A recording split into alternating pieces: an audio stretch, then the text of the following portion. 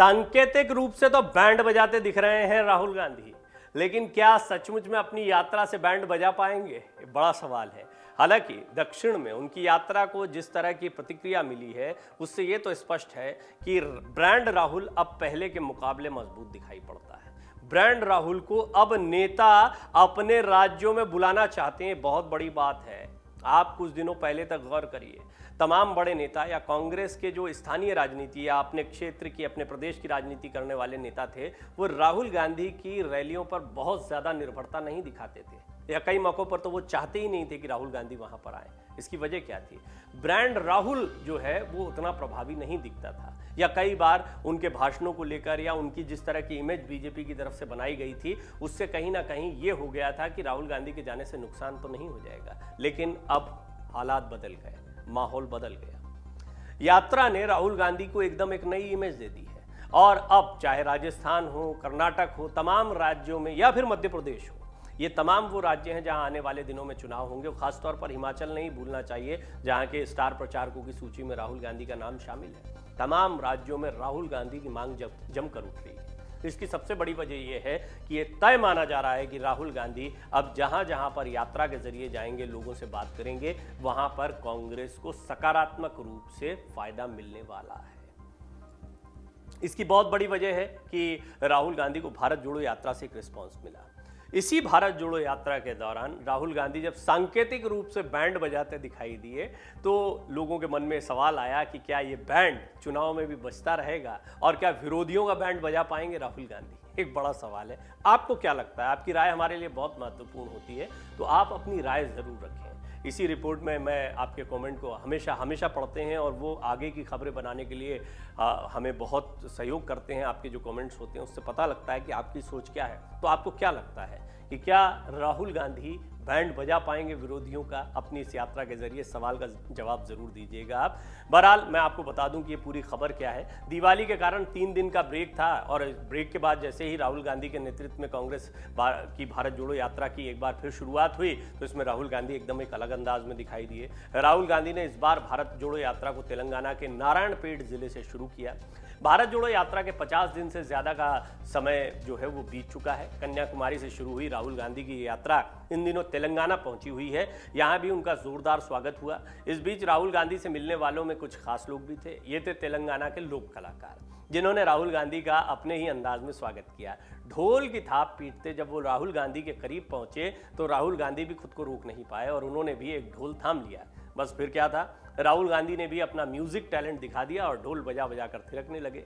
राहुल गांधी का ये वीडियो अब सोशल मीडिया पर तेजी से वायरल हो रहा है, जिस पर यूजर्स भी जमकर कमेंट कर रहे हैं। वायरल वीडियो में राहुल गांधी स्थानीय कलाकारों के साथ ढोल बजाते हुए दिख रहे हैं। वीडियो में देखा जा रहा है कि राहुल गांधी एक भीड़ में घिरे हुए हैं, कलाकारों के साथ साथ ढोल बजा रहे हैं, साथ ही वहां पर मौजूद लोग खुश नजर आ रहे हैं।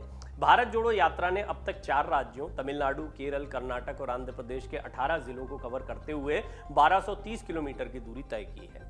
नांदेड़ होते हुए महाराष्ट्र में प्रवेश करने से पहले यात्रा 11 दिनों में तेलंगाना में 8 जिलों को कवर करेगी। भारत जोड़ो यात्रा 7 सितंबर को तमिलनाडु के कन्याकुमारी से शुरू हुई थी। अच्छा, बड़ी मजेदार बात है कि अभी धुर विरोधी माने जाते हैं पीएम मोदी। राहुल गांधी जो हैं उनके खिलाफ एक चेहरा माने जाते हैं। हालांकि ये भारत जोड़ो यात्रा के बाद में विमर्श फिर से शुरू हुआ है। इससे पहले तो पीएम मोदी के सामने राहुल गांधी को बहुत बड़ी ताकत नहीं माना जा रहा था, लेकिन जैसे जैसे यात्रा बढ़ रही है, विपक्षी खेमे का विश्वास जीतने में कांग्रेस कामयाब हो रही है, राहुल गांधी कामयाब हो रहे हैं, तो एक बार फिर संभावना बढ़ गई है कि क्या पीएम मोदी के खिलाफ एक बार फिर राहुल गांधी चेहरा होंगे। मजेदार बात यह है कि पीएम मोदी भी कई बार इसी तरह से ढोल बजा चुके हैं। सर्बानंद सोनोवाल के घर बिहू कार्यक्रम में शामिल पीएम मोदी ने भी इसी तरह से ढोल बजाया था। प्रधानमंत्री नरेंद्र मोदी 24 अप्रैल 2022 को रोंगाली बिहू कार्यक्रम में शामिल हुए थे, और यह कार्यक्रम केंद्रीय मंत्री सर्बानंद सोनोवाल की ओर से दिल्ली में उनके घर पर आयोजित किया गया था। और इस दौरान प्रधानमंत्री नरेंद्र मोदी कुछ अलग अंदाज में नजर आए थे। उन्होंने इस मौके पर जमकर ढोल बजाया था। पीएम ने असमिया ढोलकार के साथ कई संगीत वाद्य यंत्रों पर भी अपना हाथ आजमाया था। मोदी ने 1 घंटे से ज्यादा समय तक असम के कलाकारों की ओर से प्रस्तुत बिहू नृत्य और लोक नृत्य के अलावा अन्य कार्यक्रमों का आनंद लिया था।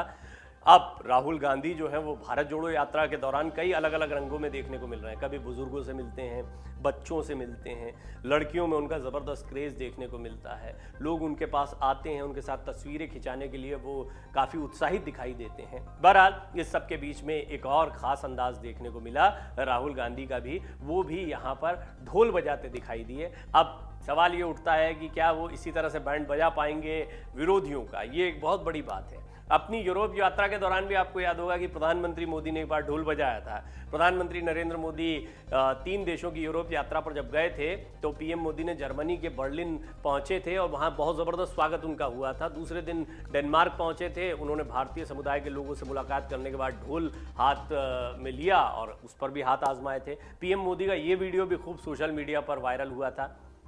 अच्छा, नॉर्थ ईस्ट में मोदी ने मैजिक दिखाया था। प्रधानमंत्री ने लोक कलाकारों को ढोल बजाते देखा तो खुद को रोक नहीं पाए। जब पीएम मोदी पिछले साल मणिपुर और त्रिपुरा के दौरे पर थे तो वहां उन्होंने ढोल बजाया था। दरअसल मोदी के स्वागत के लिए त्रिपुरा के लोक कलाकार मौजूद थे। इन्हें देखकर प्रधानमंत्री रुक गए। एक कलाकार ट्रेडिशनल घंटा लेकर खड़ा था तो मोदी जी ने वाद्य यंत्र हाथ में ले लिया और उसको आजमाया। आगे बढ़े तो एक कलाकार ढोल बजा रहा था, उसे देखकर वो खुद रुक गए और खुद ढोल को थाप देने लगे। कुछ देर तक ढोल बजाने के बाद मोदी ने कलाकारों को नमस्कार कर विदा ली थी। अब बारी है, देखिए आप अंदाज देख लिए, समय बदल गया है। अब राहुल गांधी को भी ये पता है कि किस तरीके से लोगों से कनेक्शन किया जाता है।